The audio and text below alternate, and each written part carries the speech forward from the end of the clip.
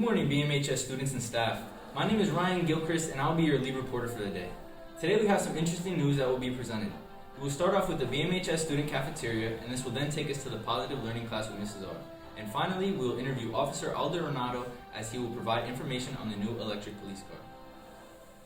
Buenos días, estudiantes y personal de BMHS. Mi nombre es Santiago Ochoa y para hoy su reportero del día. Hoy tenemos algunas noticias interesantes que se pueden presentar. Hoy comenzamos con la cafetería y luego los llevamos a la profesora Ms. R y finalmente entrevistaremos al policía oficial Aldo Renato que nos informará sobre el nuevo carro eléctrico. So now let us pay attention to our field reporter as he interviews Ms. Villafranca. But before we do that, let's listen to our weather reporters for this week's weather. Prestamos atención al reportero del campo mientras entrevista a la señora Villafranca. Pero antes de eso, escuchemos al reportero del tiempo con el tiempo de la semana. Hola BMHS, yo soy Sofía Sánchez y el día de hoy les estaré presentando el reporte del tiempo. Empezando con el miércoles, estaremos esperando lluvias por la tarde y tendremos los bajos de 34 y los altos de 50. Para el día jueves estará parcialmente nublado y como podemos ver tenemos los mínimos de 37 y los altos de 42. El viernes estaremos esperando posiblemente un poco de nieve y tendremos los mínimos de 23 y los máximos de 33. El sábado es oficialmente el primer día de invierno y vamos a tener los mínimos de 26 y los máximos de 32. El domingo va a ser demasiado frío, entonces manténganse abrigados porque vamos a tener los mínimos de solo 13 y los máximos de solo 25. Así que va a estar extremadamente frío. Ya eso es todo. También recuerden que la próxima semana estamos libres porque empieza nuestro descanso, entonces pues diviértanse con sus familias y los veo el próximo año. Mrs. Villafranca, thanks for giving us this moment. We know you are a BMHS science teacher, but we also know you are a licensed nutritionist. I have a few questions for you. In reference to a cafeteria's food prep, how much work usually goes into such food preparation for the day? A lot of work goes into cafeteria's daily food prep. It typically involves planning menus, ordering ingredients, preparing fresh items, cooking them in large batches, while ensuring that food safety is at utmost importance, right? The staff often comes in early to start planning and prepping and getting the food out so when the students come in it's ready, and it has to be done in an efficient manner with high quality meals to serve our students consistently. As a nutritionist, what do you say would be the main objective when preparing food for the student population? And what would you say is a balanced menu? So the main objective when preparing food for students is to provide meals that are nutritious, appealing, and it supports their growth, energy, and focus. A balanced menu includes foods such as fruits, vegetables, whole grains, lean protein, healthy fats, while really limiting sugars and processed meat food. A variety is key, right, to meeting different nutritional needs and to at least keep students excited about their meals. Just having that variety in there is key. For my last question, we noticed the BMHS cafeteria has many food sections, but there's a section called Latin. Why is it important to have such sections? Is it cultural response and inclusive? Definitely. Having a section like Latin in the Brian McMahon High School cafeteria is a great way to celebrate cultural diversity, and it makes all students feel included, can be seen. It definitely shows cultural responsiveness by honoring the traditions and flavors that are meaningful to our students and our Latin communities, which can help students feel more connected, with the school, with the classrooms, with the teachers, even with the subject matter. As a biology teacher myself, I teach 3 MLL bio, and I definitely see firsthand how, having this creates that inclusivity, right? To help them feel more at home, and having the food options also encourages others to try new cuisines, and it fosters a sense of community. Ms. Villafranca, we want to thank you for allowing us to interview you and share your nutritionist background. So now we turn it back to the studio team. Thank you. That really was an interesting news coverage about the cafeteria. We really appreciated the coverage, and it helped us to see the hard work that is put in every day to provide us with nutritious lunches. Sí, fue realmente una cobertura de noticias interesante sobre la cafetería. Realmente apreciamos la cobertura. Muy importante saber los tantos esfuerzos que se hacen para preparar la comida y alimentos nutritivos para la escuela. Now let's pay attention to Jacob Guerrero as he interviews Miss R. Before we do that though, let's look at this week's latest weather report. Sí, a este momento presentemos atención a Jacob a lo que entrevista a la profesora Miss R. Pero antes de presentarle a Miss R, escuchemos al reporte del tiempo. Hey BMHS, this is Sophia Sanchez with your weather and school updates. On Wednesday, we have some afternoon showers and we have the temperature with the lows of 34 and the highs of 50. It's getting chilly out there, so make sure you have your coat.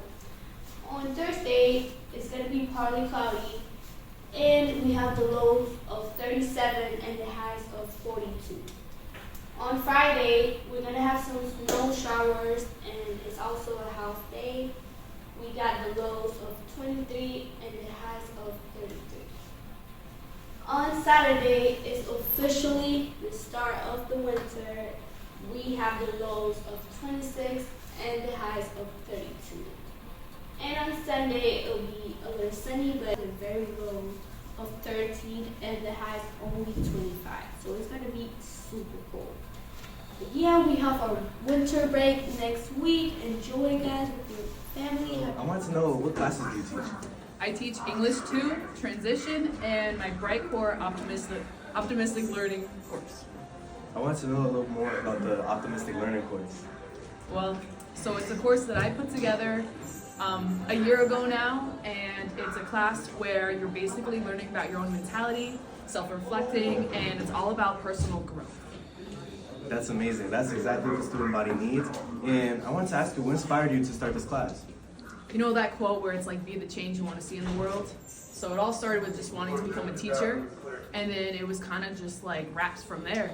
And then once I realized that, I was able to make a change of creating a class, I said, you know what? I think this can be a class. And, I shoot my shot and I kind of drafted it all together, and I wanted to see if it got approved.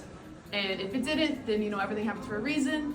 I could say at least I tried, and it got approved. And I have the best class with the best students, and every day I'm learning something new from them, and they're learning something new about themselves, and it's very wonderful.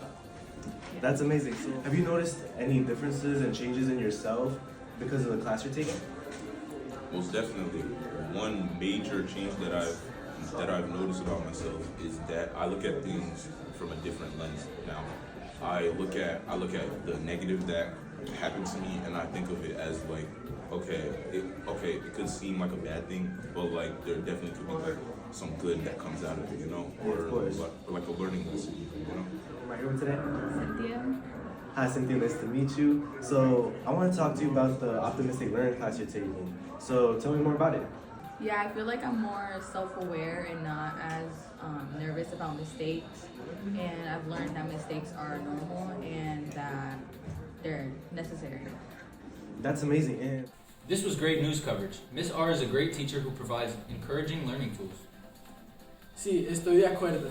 La profesora R demuestra tener buen talento en su forma de enseñar. Now, let us pay attention to Catherine as she interviews Police Officer Alden Arado, as he will provide information about the new electric police vehicles. Sí, ahora presentemos atención al policía oficial Aldorando a lo que nos presenta información sobre el nuevo carro eléctrico. Officer Aldorando for letting us interview you today. Thank you for having me. I'm glad to be here. Thank you. So we're going to be asking you a few questions about the electric car that we've seen outside the BMHS. First one being, or had the BMHS colors on it. Who decided on it? So this came down from our police chief, Chief Walsh. We purchased 2 vehicles that were electric vehicles, our first 2 vehicles in the police department. And ultimately, he decided that he wanted to give them to the SROs at each high school. Here at McMahon, one over at Norwalk High School. And he ultimately decided to allow the students to have their input on the design on the vehicles. And what you see is what was put forth. And I'm proud to be representing the department and Brad McMahon. And I think that police car represents that very well. Very nice to hear. And also, what makes like the electric car different from like a car that's like fueled by gas? Excellent question. So I've noticed that in our specific line of work, our vehicles run a very long time, close to 24 hours out of the day between manning our day shift, evening shift, and our overnight shift. So most of our gas vehicles are constantly either idling or running, and all that emissions and let off from the engine is going into our air ultimately.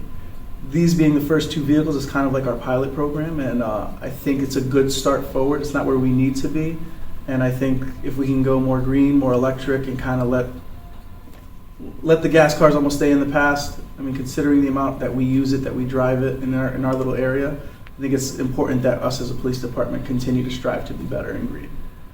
All right, and last question. What are some of the unique exterior and interior features that the car offers? I was just showing him that basically there's no push to start button. Once the keys are inside, you put your foot on the brake, and that's the start. And to turn it off is on the screen, so you see where it says off. Click it. Yep.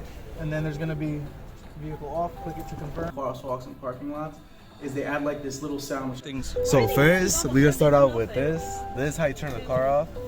Right here, off button, and then you just confirm it down here. Then down there, just click. An electric vehicle is being driven rather than if they didn't. For normal civilians, you'll notice in the back here we don't have a cage for like we do in our normal police vehicles as far as the exterior features. Interior features, still learning about the car. So far everything seems to be somewhat the same. But I would love for you guys to get in there, check it out, and then when we get outside, I think it'd be pretty cool. Yeah, that's good too. Well, thank you for having us interview you today. Thank you. I appreciate you for your time and having me today. Thank you. All right, you got it. Thank you, Officer Alvarado, for letting us see inside the car and a little sneak peek, and to let us interview you. Thank you. Thank you, guys. I appreciate you for having me. Thank you. We really appreciated this report because it helped us see how the Norwalk Police Department has put their effort into mentoring others to take care of our environment and keeping it green. Sí, fue muy interesante la entrevista del policía oficial Aldorando y los esfuerzos de mantener nuestro ambiente limpio de contaminación y promoverlo verde. Thank you guys for joining our news broadcast. We'll see you for the next episode in January. Gracias por estar con nosotros y nos vemos en enero.